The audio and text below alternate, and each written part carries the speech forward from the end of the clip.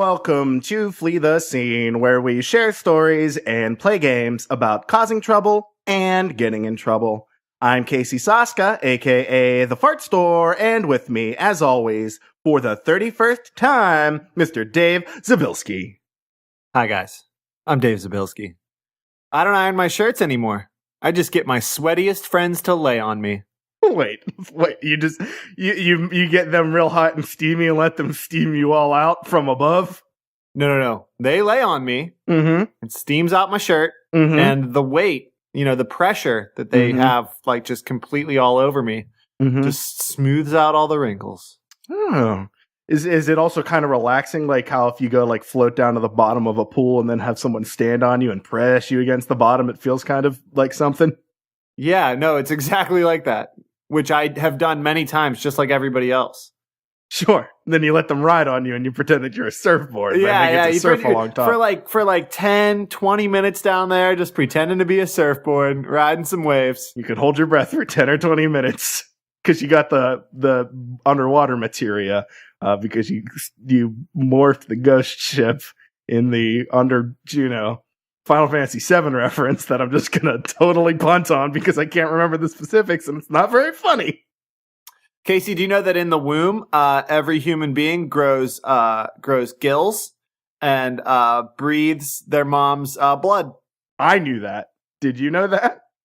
I do now that you confirmed that it's true. Good. See, that's why I have smart friends around me. I can just like do trivia, non-facts. And then sometimes they're like, nuh-uh. And then I'm like, oh, I'll toss that one aside. And then sometimes they're like, yeah, I did know that. And now I know, And that's the end of that chapter. This is how knowledge works, Casey. That's how knowledge works. Let's introduce our guest for this episode. Everybody that listens to this show will know and love the man's name who you're going to hear. He is an artist who lives in Ohio. He custom makes amazing things, like the shoes, like the shirts, like the hats and the ties. Please welcome to the show, the Juice Man himself, Mr. Charlie Malta. Hello! Oh, hay's for horses, but I am the Juice Man. Man, after... Hey, guys, thanks for having me on. Hey, it's our pleasure, man. Thanks for Hay coming. is for horses. Hay eats horses, and horses eat hay. Yeah, hay eats horses, and horses eat hay. It's the circle In of Russia, life. hay eats horses. Wait, what? Russia? That's what I was always taught, guys. You went to backwards school. Guys, I did. horses are the natural enemies of mountains because mountains are hard to run up. Yeah, man. That was mentioned in the Nate Kushner episode. I know. I wanted to let it fall on deaf ears. You're I a didn't- fucking It was asshole, barely a Casey. joke. It was barely a joke then, and it's less of a joke now. Yep. So let's get to know a little bit about Charlie here. So, Mr. Juice Man. Yes. First, I think everybody wants to know where the name Juice Man comes from. I know it, but You do? the listeners probably want to know. Well, I don't know. Your cousin. Oh. Well, I should also mention you have an interesting connection to this show as well because your cousin is now two-time guest on the show, Mr. Nick Luciano. Yes, Nick Luciano and I are very good cousins. You want to know about my name? In like grade school, I drank a lot of juice, like orange juice, and I played basketball. So I don't know, like I would drink orange juice at basketball practice, and I have orange hair, so All orange I don't know, everywhere. like orange ball. orange. Maybe Orange you were. balls, yeah, sure.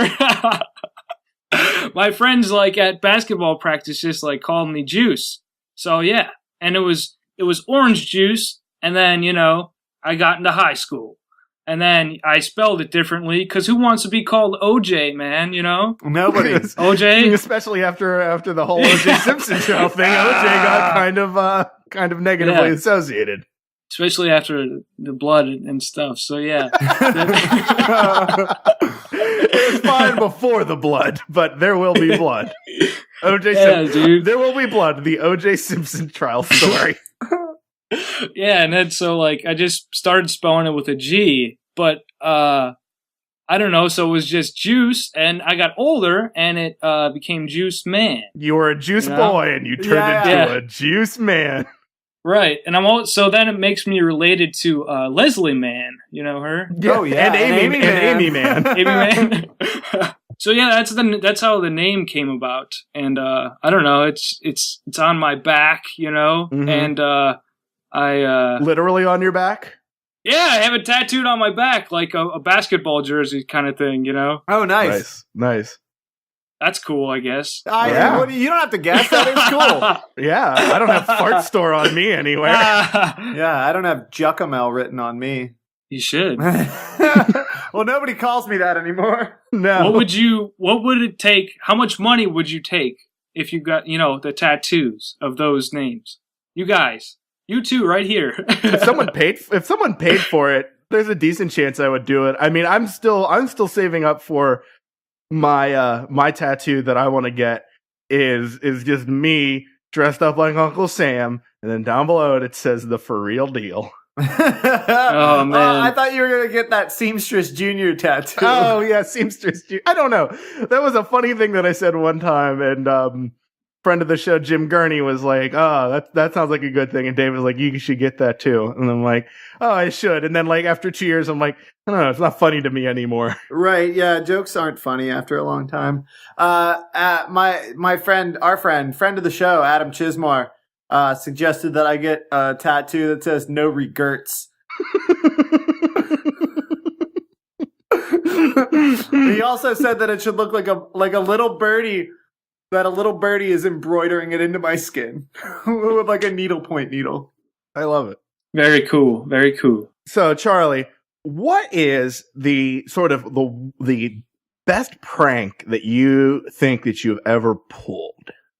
Oh man, I didn't know I'd be asked this question. No, this is always I like to do a question. It doesn't even have to be your best one. This is just a little bit about your track record as a troublemaker.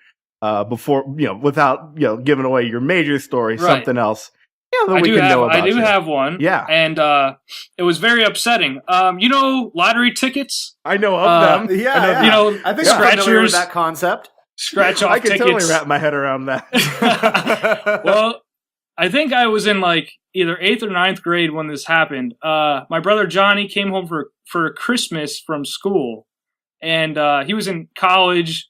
It was like his first year in college, and I got this scratch off ticket for him, but it was a fake one, where it says you win $10,000, and he did it, and he thought he won, and like I let him like enjoy the winning for a little bit, but I was like, man, that's fake. Read the back. That's a prank that I did. So I guess we can turn this into a "What would you do" segment. The segment that I don't know if we ever even really did. Yeah, we've done it once. What you could have done, which would have made the prank 100 times better, is after he scratched it off and realized that he won $1,000, is just grab it out of his hand and run away with it, and then get rid of it somehow. And then, I don't know, come in with like a new suit one day. Just show up in a Bentley, a platinum Bentley, dressed like Mace. Start blasting Harlem World out of some new speakers. You're like,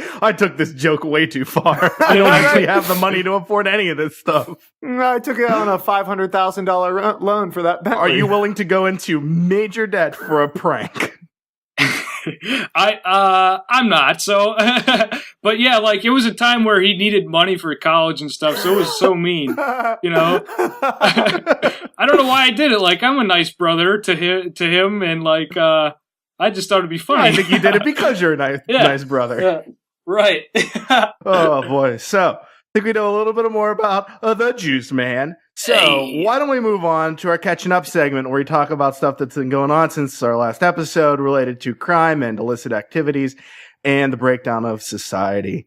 So I'm going to go first because I feel whatever Dave has is better than this, because really nothing of major interest has happened to me personally in the past 2 weeks since we recorded, mainly because I busted up my knee super hard. So I was housebound for a week, and then I've only been doing anything of interest for the past couple of days.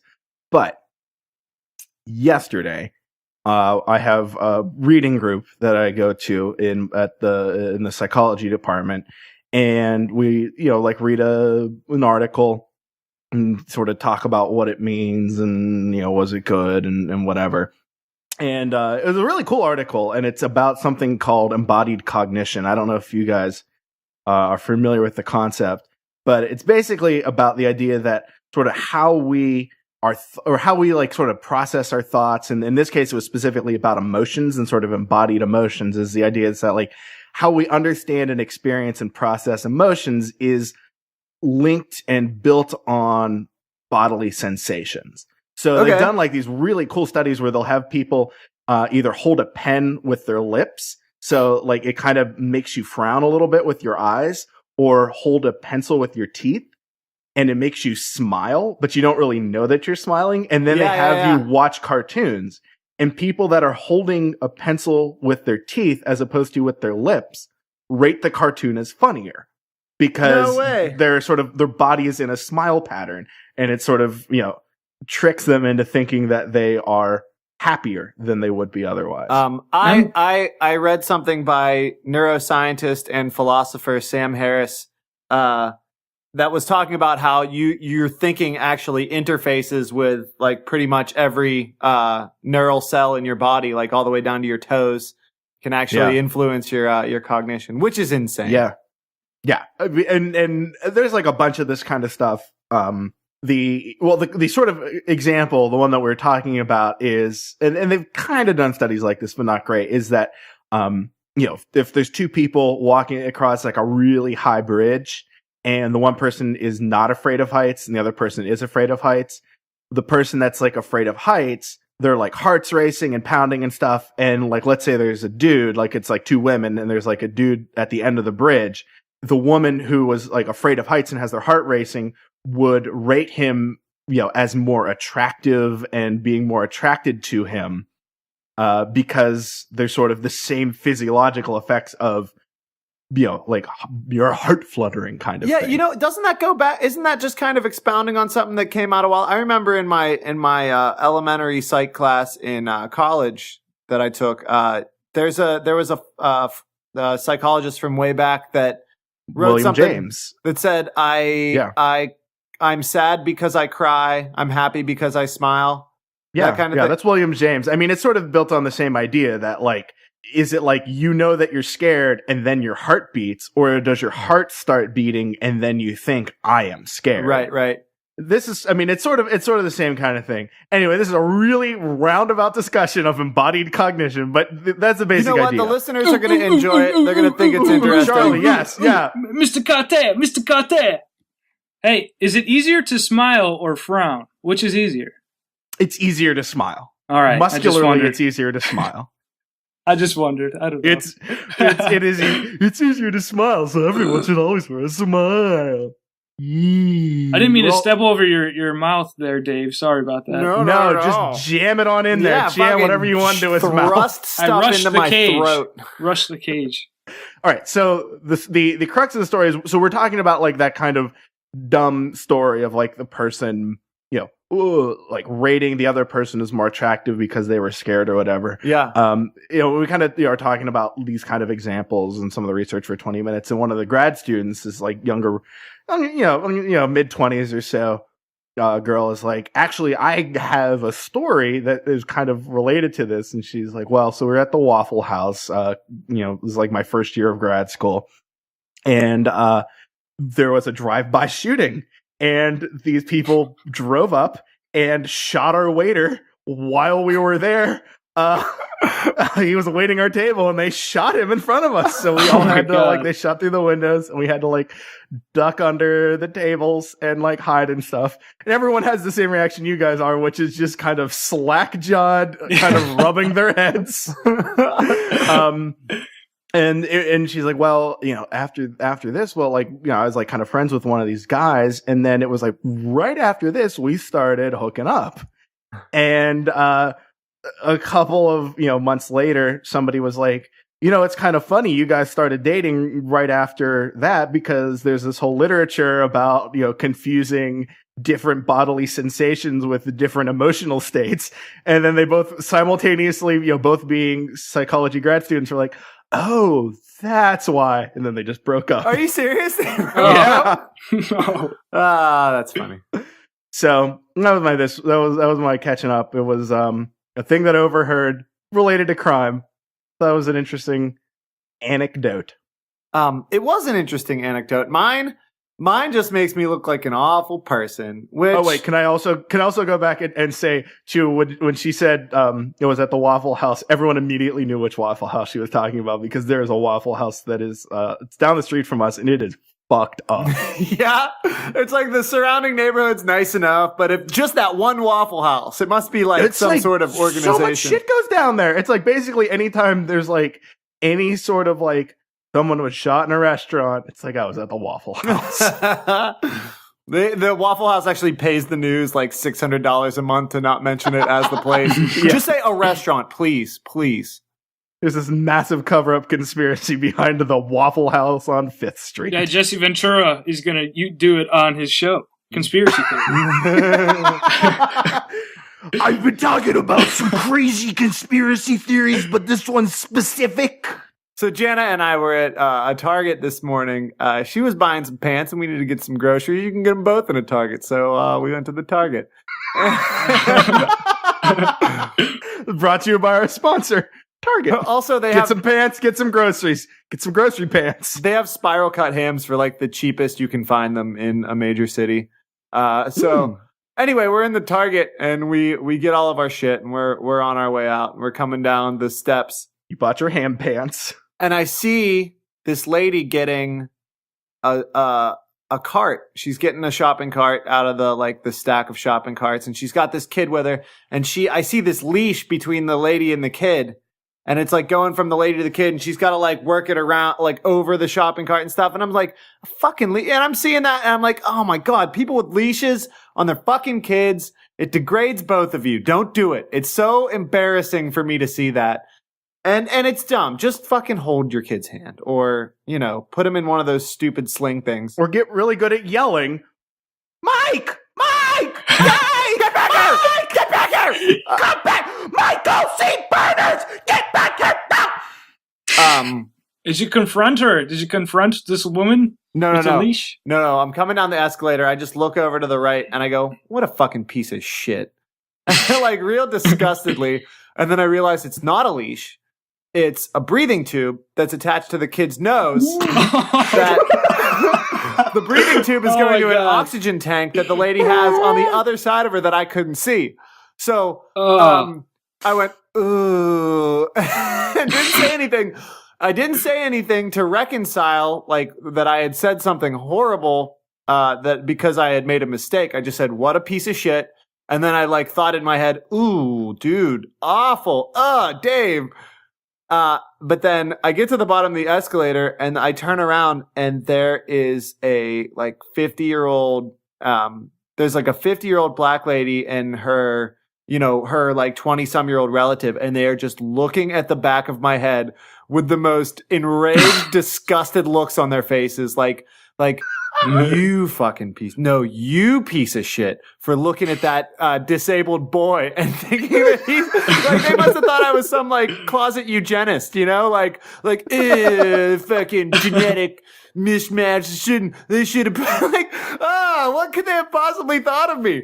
But anyway, yeah. Wow, they basically thought you were the worst person ever, which, objectively you were, but, Right. If you knew what was going through my head, they would have probably been like, yes, I also think that child leashes are dumb. I'm just very confused about how you could mistake a breathing tube for a child leash. Well, there's the main entrance to the Target in the East End of Pittsburgh. It has this like huge area that like you come in and then you have to go around and back in the direction that you came in to go up the escalators. And it's like there was like, oh, now I understand. Okay. I was thinking that as I was saying it, I was like, Casey's gonna make fun of the way that I was describing this. Didn't it have mist coming off of it? Like mist. Basically, yeah. the point wasn't there a kid coming off of it from his mouth? My point of describing the entrance to the foyer of the Target is to say that I was like 150 feet away from the kid, or like 100 feet away from the kid. That's all you had to say. Yeah. fine. We forgive you, Dave. We don't think forgiven, man. Forgiven. Yeah. I mean, sure that that couple that woman and the kid, they're gonna feel really really bad for the rest of their lives because of this, but it's okay that you feel better now. Yes. No, well, that's all that matters, really. Good. Well, why don't we take a break? We'll come right back on Flee the Scene.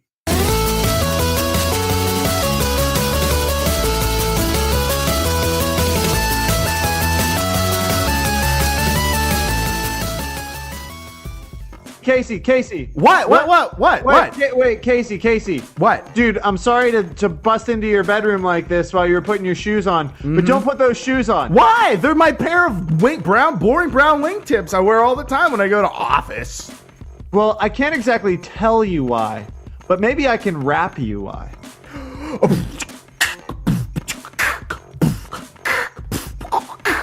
If you wear those shoes to the office today, all of your coworkers will tell you that you're gay. And if you go to the store with those shoes right on, then I'll buy some milk and pour them in your shoes. Why are you going to pour milk in these shoes? Well, because they're not Juice Man shoes, and juice goes in the Juice Man shoes, and milk goes in the Milkman shoes. Oh, I don't understand. Wait, hold on. Hey, Juice Man, come tell him what your shoes are all about. Hey, is for horses, but I am the Juice Man. Right at your face. What can I do for you? First off, I need you to back away about 7 inches because this is incredibly close for someone to be in my face.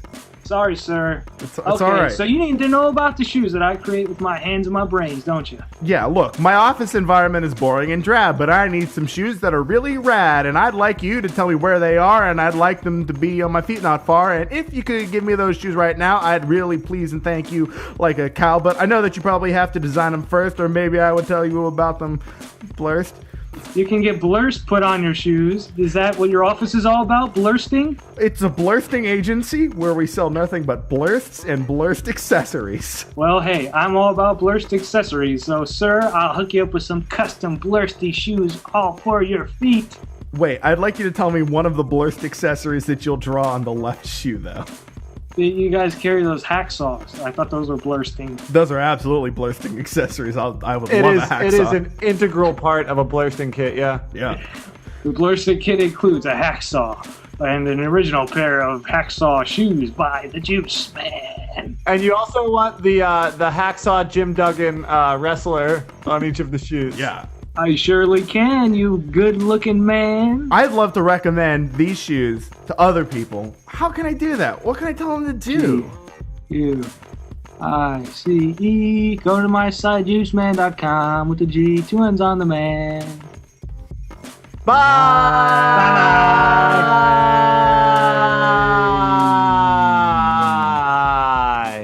Oh, I'm bleeding.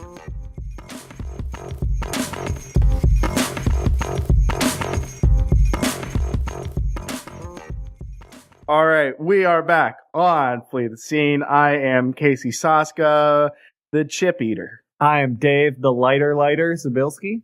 Oh my god, it's Wayne Newton. No, it's the Juice Man. Hey there, guys. I'm back again. Hi, Juice Man. That was. I think it's the first time somebody just said a thing that they weren't and then introduced themselves. Nice. Oh, it's true. It was good. It totally showed up the fact that Dave and I had. I'm gonna say that was certainly our worst nicknames in tandem. Like our worst average nickname. Yeah, like the worst average between the both of us nicknames. Let's move on to our story time for this episode. So, we're gonna be sharing some stories about being high or on a drug in high school. So this is High School High. Dave, why don't you start us off? All right. So I had a little bit of time in my high school life where I really enjoyed prescription painkillers.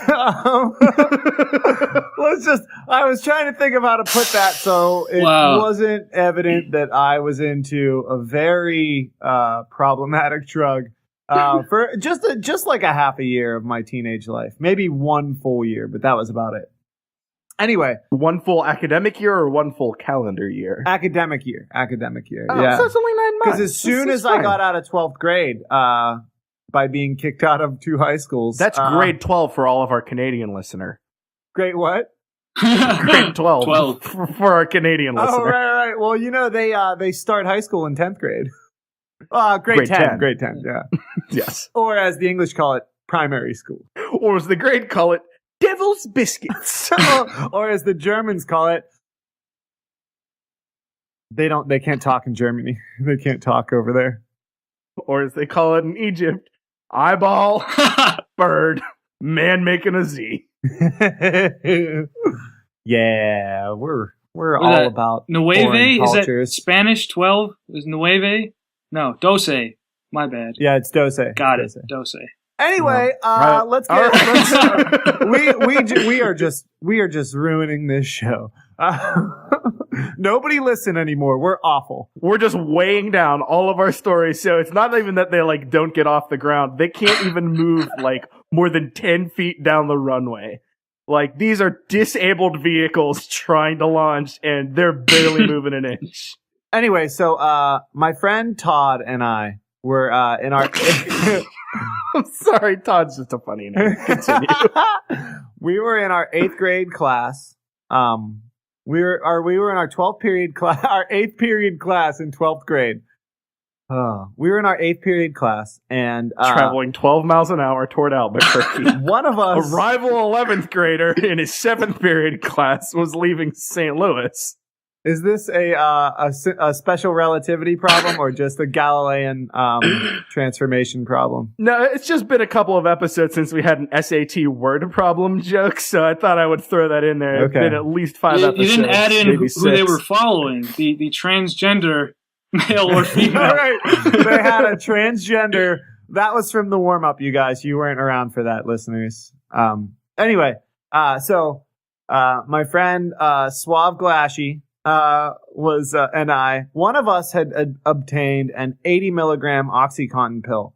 That's about 8 times what a single person would need to get like irresponsibly high on a painkiller. So we decided we'd do about double the 10 milligram recommended dose. But we were like, I was like, all right, cool. You want to just hang out after school and eat this pill or split this pill and smoke some weed and be all stoned? And he was like, oh, I got to do this thing right after school, drive straight to my girlfriend's house. And I was like, all right, let's just do it here on the desk in class. So there was, What class was this? it was Science as a Society. Bullshit science. Yeah, right. And it was Mr. He had a white beard. I forget what his name was. It doesn't matter for the listeners Santa anyway. Claus. Yeah, it was Mr. Santa fucking Claus. So anyway, we chop up the pill on the desk and we just put our books like in front of it and we pretend to lay on the desk like we're napping. And he's like, Which is acceptable in science and society class. he was like, hey, make sure none of the girls behind you see, because they all know my girlfriend. And I was like, I think we have more, we have better people to avoid seeing this, you know? There are people to be more concerned about seeing this, namely the teacher. But so we busted it up on the desk and we each did, like, we split the pill. We did half of the pill between the two of us. So 20 milligrams of OxyContin each. And then like 5 minutes later, I was like, I'm not really that messed up. I could just do the rest. And that's the thing that you always say right before it becomes a problem. Yeah. Anybody who has done one hit of acid and then another hit of acid knows exactly how bad of an idea it is to go, I'm not really feeling it that much. I'm just going to do another one. Anyway, so I do the other 20 milligrams. So we each have 40 milligrams of OxyContin in us, which is a lot. And so the movie turns off, the light comes back on. We're doing like some project in groups, and I'm turned around and he and I are talking to our friend. There's no like way to say his name fake, so I'm just gonna say Pietro. That's his real name. You can bleep it out if you want. So I turn around and Pietro's like, what's up with you, man? What's up with you guys? And we're like, oh, we just did a pill. And he's like, oh, fuck, dude. Thanks for letting me in on it. So he decides that he's just going to sniff a marker to catch up to us. He wants to party too. So he's just going to take out this fat... He's just going to huff some glue and eat some cat food. This fat Sharpie, and he just starts sniffing it. And that's how he's gonna get high during class. Anyway, so while he's high on getting high on markers, I start to feel a little queasy, and I got up and I went to go throw up in the bathroom, and I didn't quite make it. And I threw up in the sink, in one of the water fountains on the way to the bathroom. It was like right outside. So I just went up to one of the water fountains and vomed straight into it. And it was a little bit solid. So I'm trying to rinse the stuff out of the water fountain. You ate kale before that. I'm trying to rinse the stuff out of the water fountain, and I'm like poking the little chunks through those little tiny. And was it one of those water fountains like that? There's like the little cylinder that you turn, and it just comes out like a dribble into it, and so you're like trying to use the hand to jam it down in. Anyway, so somebody else that I knew was walking by me and was like, "Hey, what's up, Dave? What are you up to?" And I was trying to hide the barf in the water fountain and be like, "Oh, nothing. I'm just drinking some water." And then I went back into the class and went home and took a nap for the rest of the day. And that's my story. Man, oh God, that's crazy. I had some kids in my chemistry class as well, science, chemistry, that would snort stuff in the back of the room. I didn't exactly know what they were doing, but it's something that high school kids do, I guess. They snort pills in science class. Yeah, I didn't know that was a thing either. I'm now it's after I was made aware of doing drugs in school, because I did not do a drug until the end of between before my senior year in high school, and even then it was weed. So I'm like, oh, pills? You could. Well, sure. Did I take a whole bunch of caffeine pills with bait bloner? Yeah, absolutely. But that's different. I didn't know you could snort a pill. But now I'm thinking back, I'm like, oh, that's what they were doing in homeroom in the back. Oh, okay. Yeah, there was also this huge scandal in my. I went to a Votech class. That it was an electronics class, and we used to one of us would bring in pills at least once a week. And this one day I brought in a bunch of oxycodone and a bunch of Vicodin, 5 of each. And 4 of us just got obliterated on the pills. I think we just mashed it into a big pile and then cut out 4 different piles of the powder. And we did that was the big day. That was the one that everybody was just so obviously fucking high as shit in this electronics class at Steel Center Vocational Technical School. It got brought to the attention of the administration, and we got hauled into the office one by one and questioned. And it turned out that every single one of us ratted out every single person that was a part of it except ourselves. So that's the opposite of what you're supposed to do. Well, I got ratted out by every single dude that got accused. This one kid told on all of us. And the kid, Suave Glassy, was in that class too, my electronics class. That's where we found our mutual love of snorting narcotic painkillers. The first pills that I snorted in the electronics class were the kid that gave them to me, very generous offer, called them Richard Simmons pills because they were these diet pills that apparently got you high, and they didn't, and I pretended like they did to fit in. But anyway, this went on for a while, and then that day that I brought in all those painkillers happened, and one of the girls in I'm assuming it's this one fat girl that was in our class, told on us, and we all got dragged to the office, and instead of all of us being like, I don't know what she's talking about, the teachers were like, okay, 5 different students in your class indicted you in this. And I was like, wait, there's 6 students in our class. there were 7 maybe 8. But so we all got hauled in, and we all told on everybody told on me. So I was like, okay, here are the people that did it, and it wasn't me. And none of us got in trouble, and that's the end of the story. Wow, you got away with it. Good job. I got away with a bunch of stuff, which is why it's no surprise that I eventually got kicked the fuck out of high school. Oh yeah, I heard you mention that in a later episode or an earlier episode. How did that happen? Oh, okay. Well, since we're doing high in school, I got kicked out of, and we're running generous on time. Oh yeah, go for it. I got kicked out of Thomas Jefferson High School, the high school that I originally went to that's a part of my school district. That's where I went for to a high bunch school. of little stuff. Yes, where Casey and I both went to high school. Yeah. I didn't get kicked out. No. Even though like 40% of my friends did. Right. Well, yeah. Or were suspended for significant periods of time. Did you graduate top of the class? Third. Oh, Third. Oh, yeah. you fucking disgrace. Okay. Yeah. The reason basically the thing that got me kicked out of Thomas Jefferson was a bunch of little stuff, plus like two things that weren't that little. One was I beat the shit out of a kid in 10th grade, and he got suspended for 3 days, which I thought was bullshit, like from a objective point of view. And then the last thing that I did that was like the last straw, I cut a big hole in a bus seat, which is a dumb thing to do. Oh. It's a dumb thing. Really, you gain nothing from that. So I cut a big hole in a bus seat. Anyway, the next school that I got kicked out of was the next school I went to. It was an alternative school that was in our local mall. It was like this little nook where like you just read all your lessons on the computer and then took all your tests on via multiple choice on a computer.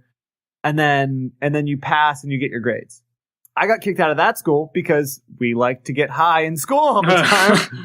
And this one dude got me super high on weed one day. And the next day, I showed up with two Vicodin.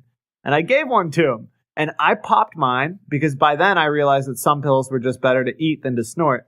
And he decided that he was going to stick to the snorting thing, and he got caught snorting it and told on me for giving him the Vicodin. And I got kicked out of that school. So there's 3 stories all wrapped up into one story segment. This is like, I feel like this is kind of like the Lost episode where you finally figure out what Kate did.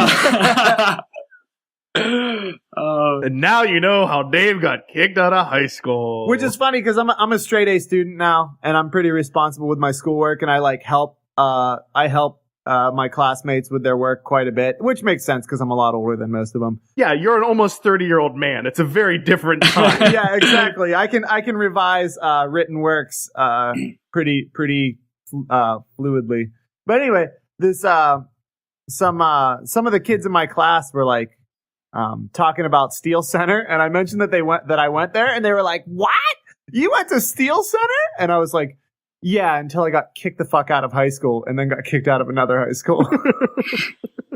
Oh gosh. So, Charlie, what's your high school high story? All right, so this is a pretty crazy one, I think. Let's see. We had this thing called like Turkey Day around Thanksgiving. This would happen. Like this was my senior year in high school. I'm pretty sure it's on Thanksgiving, Charlie. Right. Well, yeah. I guess people call Thanksgiving. I think. Yeah. I think we get where he's going with this, Dave. Of course. My job is the pedantry. I think it's called. Your job is to make offhanded references to Bo Derek. I think Turkey Day is Thanksgiving. I think it is. Yeah. No, it was called Turkey Day. So like, it was a special day we had at school. It was Turkey Day, and like all the seniors would like get in groups and like go donate turkeys to homeless shelters and nursing homes. Were these like were these uncooked turkeys or cooked turkeys? I don't know because I didn't get to see. They were up there in a sealed black They were box, live and there's only turkeys. one person. They were live turkeys, and they were equipped with turkey weapons. They were yeah. You know, come to think of it, this was just a prank that I think that they were making us do, which was go to nursing homes and shove a bunch of live turkeys into the rec room while they're trying to play canasta. I think it was turkeys. Maybe it was they set up Christmas trees. I don't remember. It was one of those two. All right, so it was some sort of charity-based thing where you would give something to people who needed a something. Right. And it had to be turkeys, because why would they call it Turkey Day? Anyways. Yeah. So, my friend and I, this girl, her name is Diana. Not really, I'll call her Diana. You were hanging out with the Princess the Diana. Roman goddess Diana. Who are you going to say? AKA Wonder Woman. Right, Wonder Woman. Ooh. Or Dirty Diana of Michael Jackson's worst song ever, Dirty Diana. I haven't heard that one. I'm sorry, Charlie. No, we're trampling all over your It's story. all right. So Diana picks me up in my house, and we decide we're gonna get high before this Turkey Day thing. And so No, was this like, so this was like a thing that you would do instead of a regular school day? Yeah. Like the seniors would go do this. yeah, Okay. we would get to like miss school and go donate turkeys or Christmas trees, whichever one it was. It was a Christmas tree decorated with a Trees. bunch of half-eaten turkey sandwiches.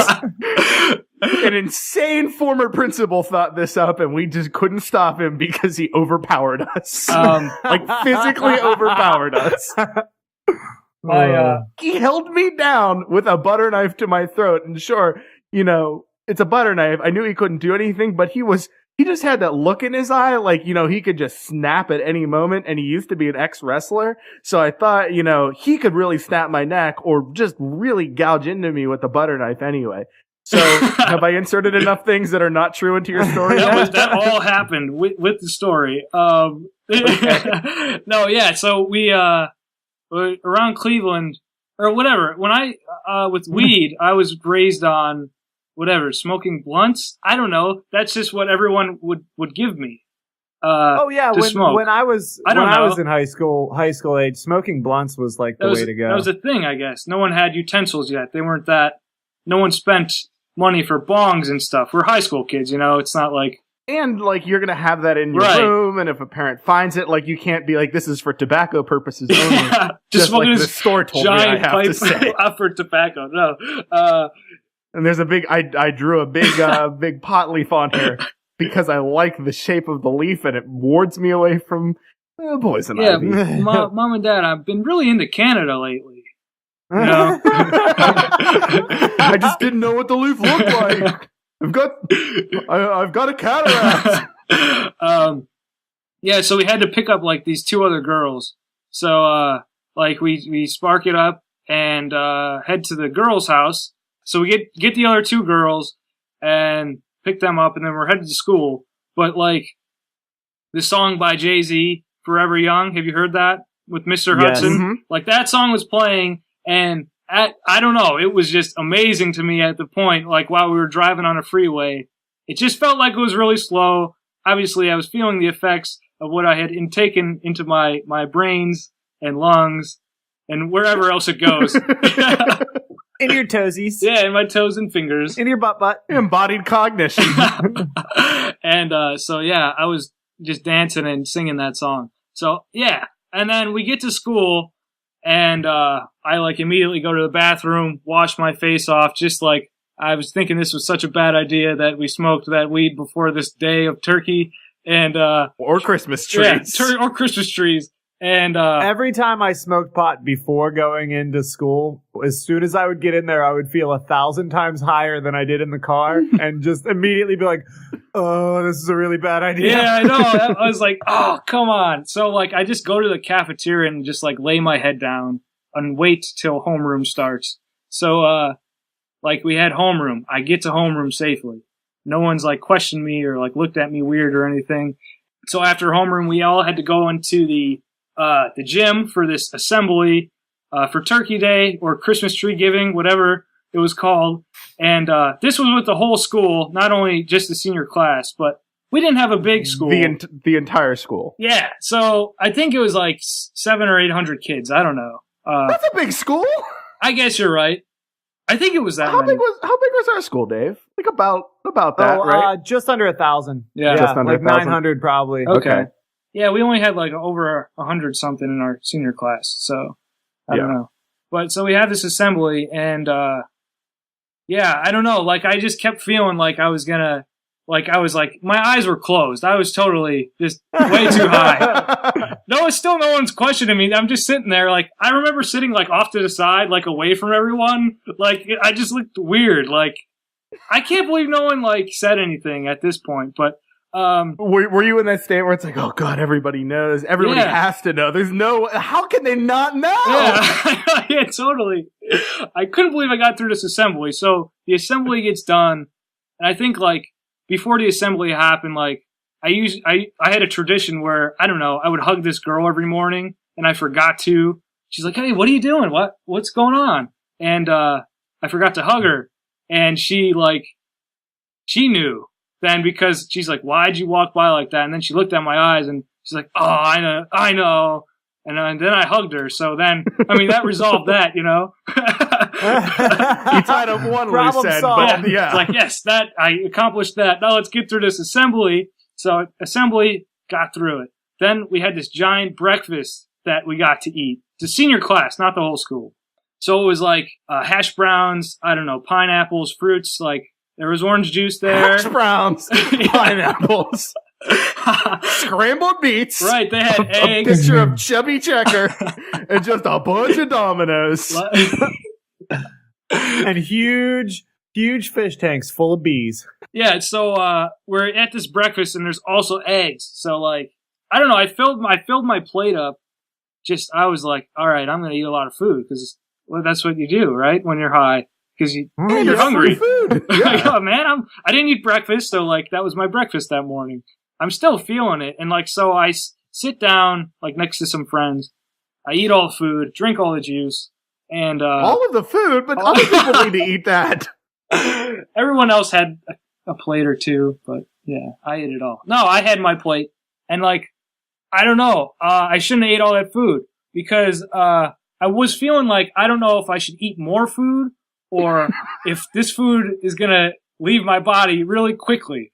And so I was like, all right, I'm going to maybe try to get to the bathroom because I don't know what's going to happen here.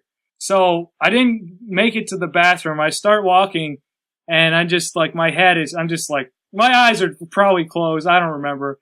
And I get close to the garbage can. And I just puke everywhere. And I just kneel down and I'm just throwing up like I'm kneeling and throwing up and juice and eggs and pineapple. Whole cooked eggs are falling out of your mouth. Pineapple squares are like just falling. Like a whole pineapple reconstituted itself. Huck and all. And I'm like just sitting in it like it was gross. And I didn't even get any in the garbage can. Did you puke on yourself? Well, I mean, I kind of hit the garbage can, but missed. Like, just kind of. Because your accuracy is not real good when you've smoked all of the blunts. And I was just like, I don't know, I fell over and just was in a puke, you know? I don't know. It was so gross. And I'm just sitting there like, oh, this is in front of the whole senior class. Like, oh my gosh. I don't know how they ate any food after they saw that, but. Oh my God. So, yeah, that happened. And then, like, I got taken to the nurse's office by, like, some kid helped me. I don't remember who. I sit down in a nurse's office and she's asking me all these questions, like, why did this happen? And I was just like, you know, I didn't sleep a lot last night. I was just up late. The eggs that I ate, they were all cold. Like, well, who the heck was cooking those? They weren't even. Any scientist could tell you if you eat cold eggs, it's going to agitate your spunium, which is your spew bucket. And I knew that while this nurse was questioning me. These eggs were totally cold. I was upset. You should fire those cooks. Demanding. I can hire and fire this cafeteria staff nurse. So, I just didn't want to hear any of these questions she was trying to ask. I was like, just please don't ask me any more questions. Just let me sit here and fall asleep. And then next thing I know, like, my dad shows up and picks me up. And, like, I'm just sitting next to him in the car on the way home and just basically falling asleep. And he didn't even, like, question me or ask, like, what happened. And I got to sleep and just fell asleep when I got home. And I was just so happy I was home. And I don't know what happened, if it was turkeys or Christmas trees. So you didn't get to deliver any unknown product in a sealed box to the elderly and or the destitute. I didn't help at all, no. But yeah, I made some cool drawings though, like after I woke up from that long nap. So that was cool. That was a benefit of the experience of puking everywhere. I saw some of these pictures in an email, and then I'm sort of reconstituting, remembering these pictures, and it's just like, it's also like, well, of course, everything that comes out of the Guice Mann's hands is crazy and trippy, and so these put an equally crazy, trippy spin on what may or may not have happened in Christmas tree ? Box box, elderly destitute, turkey day, mystery, cold eggs, nurse's office, sleeping dad's Carland world. Yeah, it was crazy. I mean, when you put it like that, it sounds really fucking crazy. Yeah. No, it sounds pretty crazy and trippy when you try to put all of the mysterious elements of this bizarre day into one. You got Schrodinger's turkey on one hand. You got you got the fucking. How's that for an esoteric joke? Oh, man. Well, this feels like a good place to take a break. So why don't we do that? We'll come back and we'll play some games. Oh.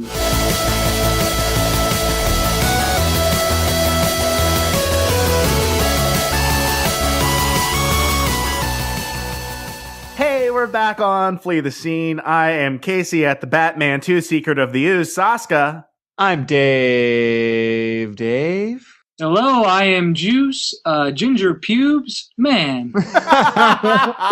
He made fun of the color of his pubes. It's true. Hey, let's move on to the games for this episode. So each episode, we let our guests pick a charity that if they beat Dave in our games, we will donate $5 to. And that's a little something that we can do to give back for all of the headaches that we caused administrators for the times that Dave got kicked out of high school. And so the Juice Man says that he would like to play on behalf of the Red Cross. So tell us why you're all up on for that wacky organization in this day and age. I know that I did donate blood before, and I know that the Red Cross was the blood takers. So that was the only thing I could think of when you said charity. I was like, I guess that's something. It certainly is something. It is something. It is something. And We could choose something different, like either way. No. The Red Cross is a wonderful organization. They're the number one medical relief association in the world, right? Something like that. Yeah. I want to pay you guys for this wonderful time we're having. Donate it to Casey. Well, I will mention that for the next, basically until we have donated for the next 10 times, all the money that is coming for our donation fund is coming to us courtesy of Pre-Recorded Late Night, which is a very wonderful show that is part of Firecasting.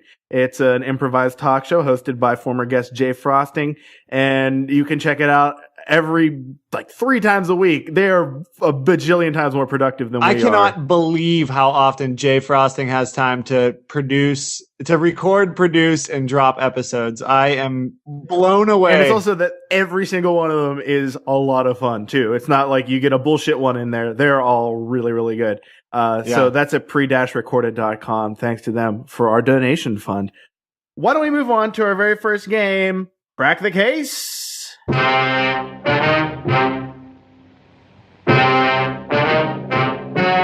Crack the Case. So in this game, I will read a recent crime news story and then ask our contestants a question based on that. If they get it right on the first go around, they will get a full point. If neither of them get it right, I will read a clue and then it is up for half a point. You guys ready to play? Oh, yeah. All right. So, Charlie, we're going to give you the first shot at this one. If you get it wrong, we'll go to Dave. Here is story number 1. Marcel Maldonado began his flight from the police after robbing a convenience store in Grandview, Washington.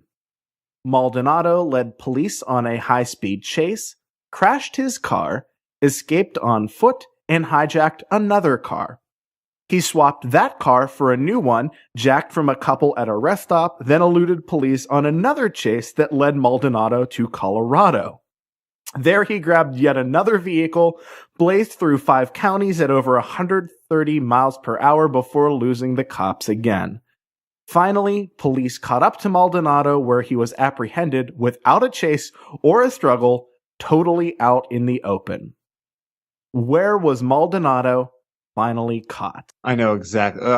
Charlie, are you going to do this one first? Yes. We're going to Charlie first? Yes. Is it me first? Yes, I know you exactly first. where Yes. he went. He went back to the first place he started. No, that's not correct. Dave, No? What's your thought? He went to a public restroom to take a big fat poop. All of the food that he had been holding on to during that entire time got all boiled up inside of him.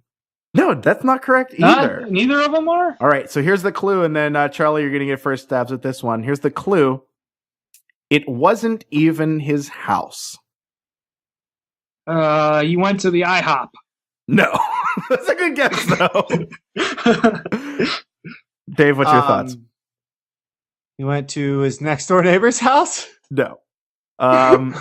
He was randomly sitting in some stranger's driveway with the gun he used in all of the jackings in his lap. Oh my gosh. This is real here? Yeah, they were just driving through some neighborhood and they're like, oh, that's that car we were following, and it was just parked in some random person's driveway and he was just sitting there with the gun on his lap. Jesus. He's a dumbo. Both got 0 there. Nobody got any points. It's all right. We're all tied up at 0-0. Dave, you're going to get the first shot at this one. Here's the second story. I can't wait. William Guice, age 41, drank 5 beers at his friend's house, then crashed into an Indianapolis family's house during a Colts game. Guice claimed his foot became stuck on the accelerator and was unable to brake. When the family came out to investigate the crash, Guice drunkenly made them a peace offering. What did he offer to the family? I bet he offered them the rest of the beers or bottles of booze he had in his car. He either offered them food or drink of a silly variety, but I'm going to say he offered him the rest of the alcohol that he was drinking. No, that's not correct. Charlie, what's your guess? So he's trying to get these people to not get him in trouble, right? Yes. All right, BJ's. He offered them BJ's.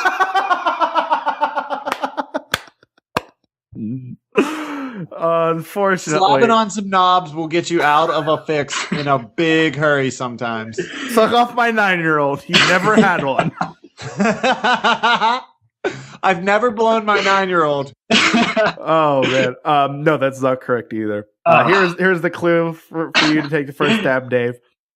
He also had a big bottle of hot sauce that he spilled all over himself. Okay, now I know. He offered them all of the tacos he was eating. No, that's not correct. Shit! Juiceman, what do you got? Sauce, a sauce, but there's sauce, you know? The sauce would make what I said a little less worse, you know? Let me pour some Tabasco on that pecker there. Ow, my chest hurts from saying that word. Ow! I think I'm having a miniature heart attack in my solar plexus. Oh, man. I don't know, like, you offered to cut their grass, like, forever or something? I don't know. The clue was he had a bottle of hot sauce. It's involved in it. I'm going to give you a re-guess because I don't know how to connect hot sauce with cutting their grass. Forever, Mike. Forever. And not stopping. He's just forever mowing that lawn, never ever stopping.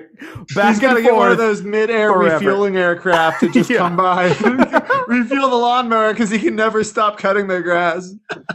Why does he have hot sauce, though? Why did he spill hot sauce on himself? Well, that's part of the clue. Oh, come on.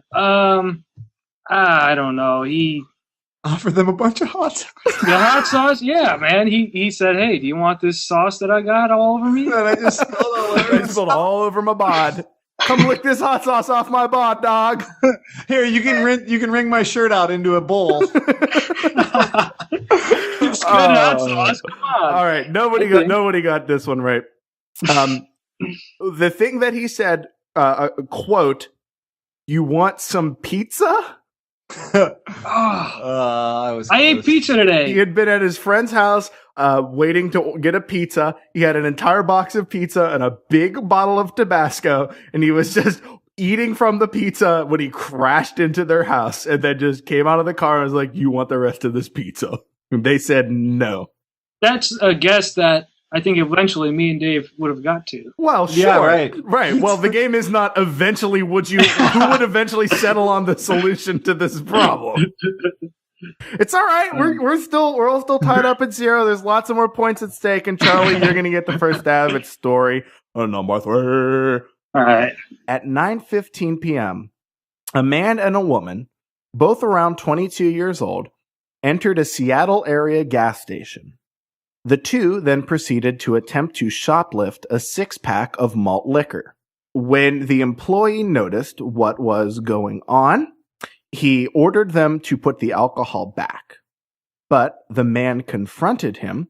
They argued and beat the employee with a rather unorthodox improvised weapon. The couple then fled. What was the item used to attack the employee? They used the alcoholic beverages that they had, right? That's a really good guess, but not correct. Dave, what do you got? Oh, I was thinking bags of chips, but you can't really hurt anybody. They're ruffled. I was thinking a 2-liter of cold pop, but I was going to a barbecue. Cold pop. I would want to say one of those wire shelfie things that they have all the candy bars on, but that, you can't say cash that. register. They You use a can't cash say register. that on television. So You can't say that. You just got slime, dog. let's just go with dildo. No. All right. Here's the clue, Charlie. You're going to get the first stab after the clue. The description police offered was not of Don Ho or El Kabong. Are those brands of the food? Don Ho is Don Ho and El Kabong. I can't give you any more hints than that. I won't. They used the heating vent that was in the ceiling. They dismantled the whole fucking store and just threw it at him like they were gutsmen. Yeah. Said, hang on a minute, let me get my weapon first. And he got the heating vent. No. Dave, what's your guess? Can I just say dildo again? You're allowed to. You can add a descriptor to the dildo if you'd like. No, I would. How about a 2-liter of cold pop? No. Oh man, I feel Eggs. These were Eggs. tough. These were tough. All right. Do either of you guys know who Don Ho is? It was between No. Don Ho and Eddie Vedder. Oh, the Pearl Jam. Mm-hmm. So he beat him with pearls. No. Guitar. Close. Drumstick. Chicken. Turkey. Don Ho. Eddie Vedder had a series of ukulele songs. That was Don Ho is famous for ukulele. He beat the employee over the head with a ukulele. Why didn't you say Saul Hoopy? He's way more famous of a ukulele player. How is Saul Hoopy more famous than Don Ho? Where did he get a Because I uke? know him, and I don't know I have Don Ho. no idea. He was probably a hipster. What? It was a Saul grocery Hoopy? store, I thought, right? It was just a convenience store. He probably Okay. had a ukulele with him and just beat him over the head with it. Yeah. Those El violent Kabong hipsters. was what is the name of that horse? The Hanna-Barbera horse? Hidalgo. Yeah. Do you guys remember El Kabong? No, I don't. Did I hallucinate I remember this? Hanna-Barbera. There was like a horse or a pony in Hanna-Barbera cartoons, and he was like a Mexican Texan themed crime fighter, and he would bash people over the head with a guitar. That was how he'd go El Kabong and then hit them over the head. I remember. Yeah. I'm trying to vaguely remember various things from watching Wait, Boomerang. the horse was a cowboy himself, right? Yes. Okay, yeah, I know exactly what you're talking about. Well, that was that. Well, Kablam! so that's fine. Nobody got any points in that one. There's still lots of more points. It was kablam. It was Stinky Diver. It was seeing him with Stinky Diver. Action League now. All right, we're gonna move on to our next game. Unbelievable Laws.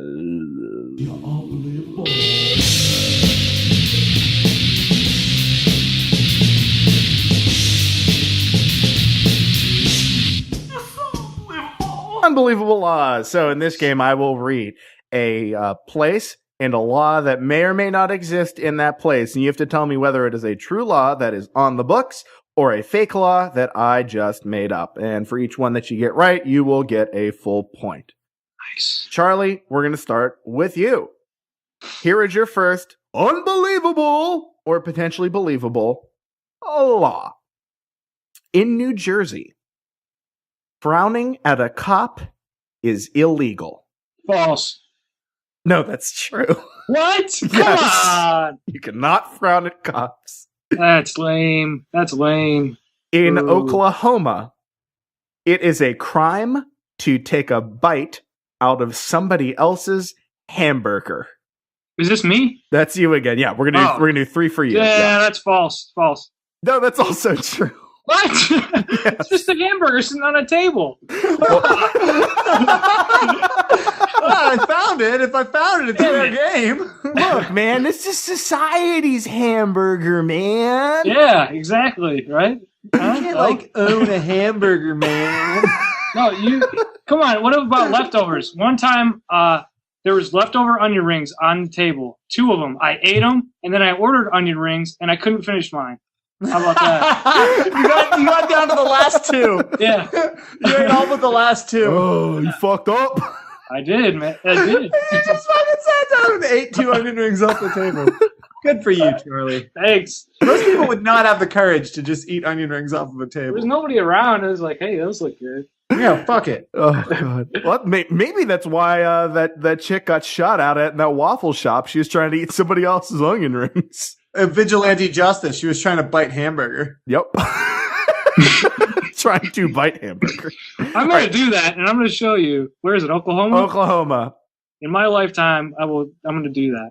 You know what Henry David Thoreau said? That if the mechanisms of government become such that your support of which supports tyranny, then you have to let your life be a friction to stop the machine. So there you go. Eat some hamburgers. The double Hamburger time. Hamburger time. Hamburger time. All right, Charlie, you have one more for you in this set. There's still a whole other set to go through, though. In Colorado, in 1985, after the release of Wes Craven's Nightmare on Elm Street, the state legislature made it illegal to enter someone else's dreams. You're going to get me on this one. I know it. It's got to be false. It is false. It is false. Yes! I knew it. I thought you were going to try to trick me there. I was, because legally I do not think I firmly believe you should not be allowed to enter someone else's dreams. Call me a wacky liberal, but I think that Dave, I was in my mom's dream one day. She said I was playing with Ninja Turtle action figures. So, yeah, that was it. I like to apologize to Jill for things that I did in my dreams to her. I'm like, oh, I'm so sorry I put you in that boxcar and sent you to Abu Dhabi.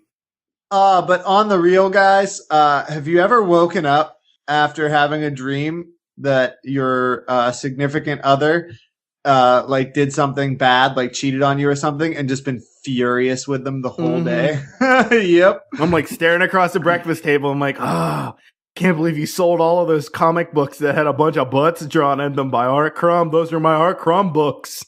How fucking dare you? And even though you know, like, this is retarded that I'm upset at this person for this thing, you just can't not be upset because it happened to you in real life. It's just in an alternate dimension where you're really good at basketball. Yes, exactly. And that's why I go there. Yep. Because I've never been good at basketball. You can't dunk? I can jump slamming? pretty high, and I have crazy long arms, so yes, I can dunk, but I can't drive. I can't dribble. I can't dribble while walking. It's just I'm a really coordinated dude for the most part. I'm pretty athletic, but when it comes to basketball, I just fucking suck. I can rebound like nobody's biz. I can also set a mean pick. That's about all I can do. Nice. I can poke check the ball out of people's hands and then pass it to other people. That's all I've ever been able to do in basketball. Yeah. Because I'm fast and I have long arms. This is another episode of Basketball Chat. All right, Dave, here's your first set of unbelievable laws. In Mississippi, it is illegal to teach others about the concept of polygamy. That is a fake law. No, it's true. I was on the fence with that one. Yeah, you had a 50-50 shot. In Bradenton, Florida, restaurants cannot pronounce gyro as hero. All right, that's fake. Yeah, that is fake. In Ohio, parents may not tell their children that smokestacks are, quote, cloud-making machines. That's a Casey Thuska original. That is. Every time we would drive to my grandparents in Ambridge, Pennsylvania, well, we would go past the smokestacks by the steel mills, and my parents would say, that's where the clouds come from. And I always believed them until I realized they were liars. And that's why you became a scientist. That's where your skepticism was born. Yes, exactly. All right. So after the first round of unbelievable laws, Charlie has 1 point. Dave has 2. Charlie, let's see if you can catch it up here. Let's do it. Now we're going to move on to some international laws. Oh, I was expecting international. No, there's no international unbelievable. Oh, you're so international. All right. In Romania, the pits of fruit must be discarded immediately because they can be considered weapons. False. Yes, that is false. Yes. But Good. if you ever pricked yourself on a peach pit, those things are sharp. They are. Yeah, They those are. are rough. All right, here's the If second you one. put them in a slingshot, you could really fuck somebody's shit up. That's true. If I was like a shithead kid and I had to throw stuff at cars, I would not throw rocks. I would throw some plum pits. Yeah, well, yeah, really. Or as I if call you- them, plumpets. Oh. Wasn't that They were- that one thing that you had to like hit and then twist and then pull? And it'd be like, Bop it. plump it. Yeah. Plump it. Twist Plump it. it. Peach pit. Apricot pit. Albacore. Sorry, you can't do any of these things. These aren't birds. Charlie, in Thailand, it is illegal to drive a car without a shirt on. True. That is true. Oh, yeah. Nice. In Bombay, India, nightlights depicting Scooby-Doo and Garfield have been banned. And Garfield? Scooby-Doo and Garfield are banned in Bombay, India. Only Come on, that's in false. nightlife. That's Yeah, it is false. You know how you know that it's false? Because Bombay isn't a city anymore. They renamed it Mumbai. God Wait damn a it, minute. Dave! Well, only So he people was- like you are understanding the difference. I talked about Burmese law, but it's technically Myanmar law. well, okay, sorry. Dave likes to game the system. Bombay's a place, isn't it? Bombay? What's that? Isn't Bombay a city? It was a city, and the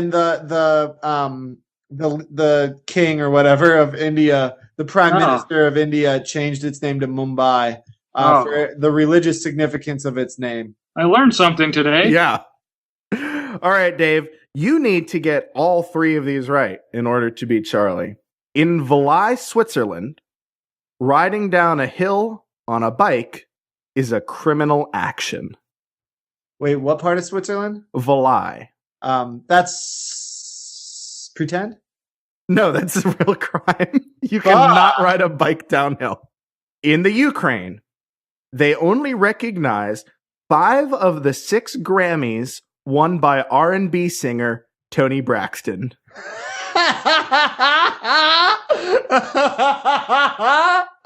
Oh, I love you so much, Casey. That's fake. Yes, it is fake. In Swaziland. Hold on, I'm enjoying this laugh. All about right. the Toni Braxton recognition of Grammys. Oh, okay. Swaziland, Africa. In Swaziland, or Swaziland, soldiers are permitted to tear off and destroy any pair of pants worn by women. Oh, well, it's Sharia law in Swaziland, so yes. That is true. Yeah. Oh no, we came down to it, Tiebreaker? and it's a tiebreaker. Oh, yeah. Oh, no. You guys ready? Here's the here's the tiebreaker, and it's going to be for a round of Ask Me. So ask me. All right, Charlie, you're going to get first shot at this since Dave was the last one to go. And here is your first answer from Game Reaper 88. Only if you restricted blood flow to your brain and caused some sort of brain damage. Perhaps you were hitting yourself in the head with the weights. You could also cause bruising on the brain or a concussion, which could also cause troubles with thoughts. Otherwise, your blood sugar may be low or you could be dehydrated. There are also contributing factors in concentration, etc. If things do not improve, make an appointment to see a doctor. Wow. And from Mark, no way. If troublesome thoughts persist, go see a shrink. Oh my god. So what was the... Oh, wait. I have to explain how this game works. Sorry. New I listeners. just have to ask the question, right? Well, so the game this works. I'll read some answers from my Yahoo Answers account, Fury1162, that I ask in order to infuriate answers of the Yahoo Answers service, and then I would ask them a dumb question, then I read you guys Right. the answers that people gave, and you have to tell me what was the question that I asked. Charlie, what's So the question that I asked you a asked? question. The question Charlie that has you asked listened to the show enough. I know. Well, he knows this what is it's for about. new listeners who might not be Yeah. familiar with the Ask Me's. Yeah, so I'm going to say, what happens when the weights that I'm lifting while concentrating fall on my head? I'm going to give you half a point. Oh. Dave, can you pick up the other half? Why does weightlifting give me troubled thoughts? God damn it, No. I'm going to give you half a point too. Ah. All right. Here's the actual question. Can exercising wrong make you go insane? I was trying out some dumbbell exercises I invented, and I don't think I was doing them right. I started to feel not at ease and having troubles with thoughts. I know the mind and body are linked, so did I start to make myself go insane because of the dumbbells? Hey, speaking of embodied cognition. Yeah. Oh, god damn it. All right. Here, we're going to do another one. That was a good one. Dave, this one's for you. I didn't even properly vet this. I think it's good. Oh, we'll see. All right. Dude, do this deal now.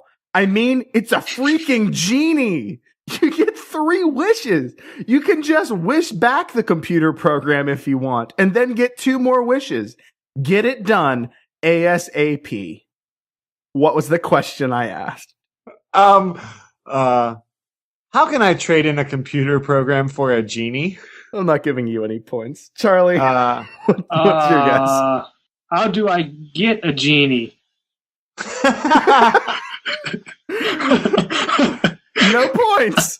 God damn it. All right, here's the question. This is the longest game segment we've ever run. Here was the question I asked. Are genies acceptable legal tender? that's what he got from that. Here's the rest of it. That is, a colleague of mine has offered a genie in exchange for a computer program I am helping to write to deal with the protein problem. Even if it's not a genuine genie, could I write this off as a tax deductible as dealing with my work, documenting and preventing the protein problem? So what do we do now, Casey? All right, here we go. I'm gonna go to another one. I'm gonna go to another one. We both have kazoos. We could just have a kazoo contest right we're now. going to another one. Charlie, you're getting the first. You're getting the first one off of this.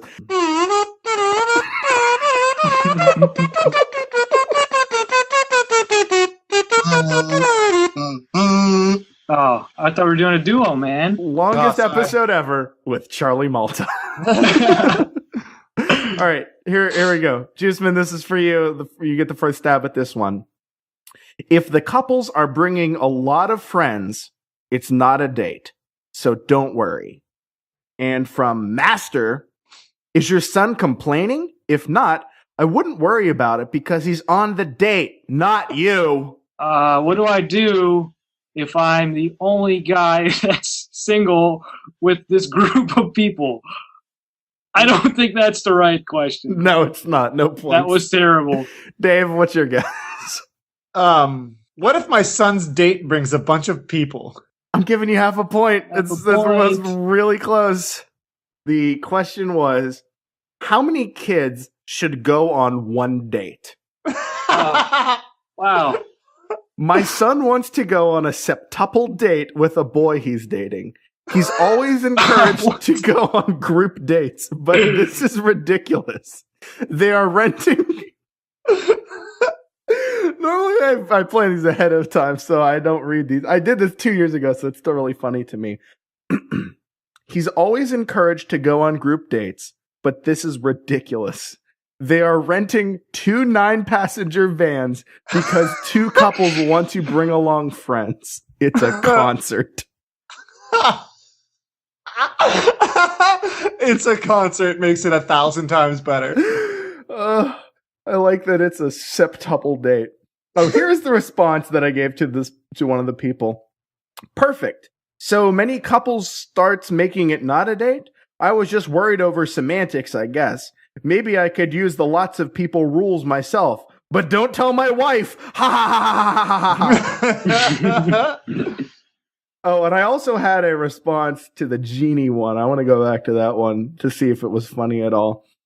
Oh, someone, the person responded, I should definitely ask about the genie because of the protein problem. The genie didn't work because he was a liar, but now it's in the newspapers so we can deal. Which I don't know what that means. So now we can deal. So we come out of that very long tied section with Dave has 5 points and Charlie only had 4.5. But hopefully some very nice person out there will be donating to the Red Cross. Or maybe they'll give some blood. If they come to you, just give some blood. You get a perfectly fine cookie out of it, and you get to miss, part of the middle day of work. Oh yeah. So why don't we wrap things up as we always do with some plugs? So Charlie, what do you have to plug? What do you do? I don't know. Actually, I've been doing something different recently. Like, okay, all right. Whoa. Flip the script on us. Flipping it. I was being ironic, and then it got genuine. Yeah, usually I would just be like hanging out, making shoes and artwork, and like. Wait, shoes and artwork? Where can we find out about that shoes and artwork? You know where to go. Well, where do our listeners go? I know where to go. www.worldwideweb.juice with a G. GUICEMANN.com. And you can go there. But yeah, I've been a UPS guy recently, and that's what I've been doing. Like Monday through Friday, I help deliver packages. What? So, that's nice. That's really awesome. Oh man, cool. Maybe you can meet a fly honey and a reverse Scott Pilgrim. Oh, maybe I already have. Oh, damn. I did deliver a dildo though to someone. A woman, and she had, it was like opened, like I don't know, someone opened it. But yeah, I don't know, it just hit up my site. And how about this? If anyone out there goes from the beginning of my YouTube videos and watches from 1 to how many there are, and you have to comment, you get 1 free pair of shoes. If you watch every single, single one. I don't even think I've done that, and I would say I've watched maybe. There are a lot of them. There are a whole lot of them. There's too many. No, there's a perfectly ample amount of videos. Yeah. You can go check it out anyway. Just go watch any of those. That's just on youtube.com/Juiceman. Juice123. Yeah. Juice, that's right. Juice123. Awesome. Juice man, 1, 2, 3, man. Can you be here with these flea men? And you're also on Twitter too. Oh yeah, I'm up on the Twitter. GUICEMANN. That's the Twitter name. That's where you get them all at. Yeah. Yeah. Oh yeah. Oh yeah. Hey, thanks to Matt the Band. Matt the Band provides our theme song music. That's what the theme song music is. It's Matt the Band. It's the song Why Didn't You Get a Haircut off of their excellent album, Don't Worry. Check out that album and all of their albums at matttheband.com. As always, you can find us on the internets at fleethescenepod.com. Check us out on Twitter at fleethescenepod or facebook.com/fleethescenepod. And don't forget to get up on iTunes. Leave us reviews. If you leave us a review, we'll shout you out on the show. Thanks to everybody who has been tweeting at us, Facebooking it, doing it all with the times. Charlie, thanks so much for being on the show. I did just realize I don't think we've never actually met before. First time. Even though we've tweeted. I've known of your mutual grandma with Nick Luciano because of Grandma Malta cookies. Oh, you've had Grandma Malta cookies. I've never had Grandma Malta cookies. I was told by Nick when he would get Grandma Malta cookies and he would hoard them. He would only share them with his roommate Rob Huber, who's had a Grandma Malta cookie. I've never had a Grandma Malta cookie. But that was the first time I had heard of a Juiceman existing. Yeah, it was great meeting you guys and talking, and thanks for having me on. Well, we'll see you all next time when you come back and join us. here on a podcast that we've entitled Play the Sea. Is this it?